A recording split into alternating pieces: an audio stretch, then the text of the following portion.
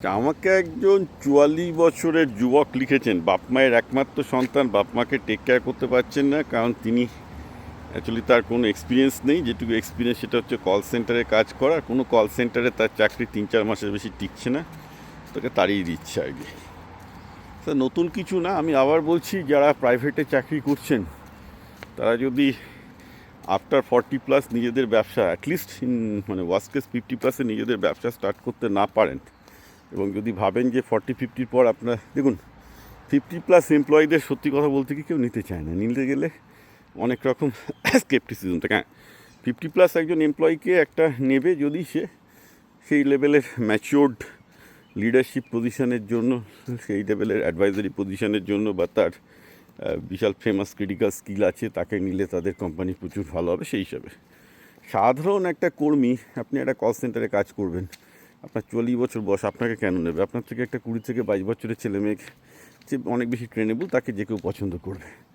সুতরাং যারা ইঞ্জিনিয়ারিং চাকরিতে ঢুকছেন বা প্রাইভেট কোম্পানির চাকরিতে ঢুকছেন, আমি বারবার করে বলছি, বাই দ্য এজ অফ 40 যদি আপনারা একটা সার্টেন স্টেজে উঠতে না পারেন, যেখানে আপনাদের প্রচুর ম্যানেজারিয়াল এক্সপিরিয়েন্স আছে, যে আপনি প্রচুর লোককে সামলেছেন, প্রচুর স্কিল আছে, সার্টিফিকেশান আছে, যাতে মানে ইট ফিটস টু ইউর এজ, না হলে কিন্তু চাকরি বাকরি পাওয়া মুশকিল হবে। কারণ আমি শুধু এই ভদ্রলোক বলে না, আমার আশেপাশে সবাইকে দেখছি যারা আমাদের 40-50+ পর, আমাদের ম্যাক্সিমাম লোকজনই আইদার ভাইস প্রেসিডেন্ট বা কোম্পানিতে বড় বড় পজিশনে আছে, আর যারা কোম্পানি লাইন ছেড়ে দিয়েছে নিজেদের কনসাল্টিং করছে।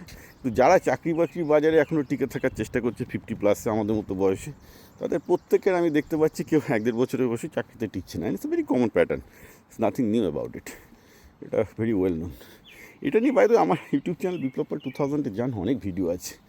যারা ইঞ্জিনিয়ারিং বা প্রাইভেট লাইনে ঢুকছেন, একটা জিনিস তাতে খেয়াল রাখতে হবে যে basically either you achieve something by the age of 40-50, so that when you will be very welcome as a vice president or some top CXO level in some company, আপনার সেই স্কিল আছে, মানে you can lead the company, you can strategize the company, or otherwise একটা ordinary skill, যে শুধুমাত্র আমার data অ্যানালিটিকের skill আছে, আমার সেই স্কিল আছে, আমি ভালো কোডিং করতে পারি, is not going to surprise, that's going to be killer. এটা কিন্তু হবে না।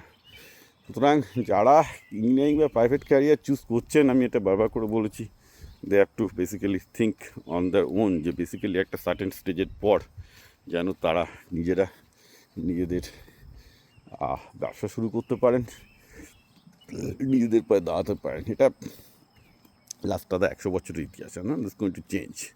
আপনি তো কর্পোরেটকে বলতে পারবেন না যে না, যদিও আমেরিকাতে নিয়ম আছে, ইন্ডিয়াতে নিয়ম আছে, কিন্তু আমি দেখেছি সব জায়গাতে একটা বয়স্ক লোককে নেওয়ার আগে সাধারণ পজিশন, যদি অবভিয়াসলি আমি যেটা বলছি, সে যদি এক্সপিরিয়েন্স ম্যানেজারিয়াল পজিশনের জন্য আসে, সেটা অন্য ব্যাপার, everybody will welcome the knowledge and the experience and everything. সেটা যদি না হয়, things will not go well for him. Just একটা অর্ডিনারি বা লো র্যাঙ্ক, ইভেন লো র্যাঙ্কের ম্যানেজার হিসেবে করতে গেলেও কিন্তু জিনিসটা হবে না, সেটা একটা ভালো রকম খেয়াল রাখতে হবে।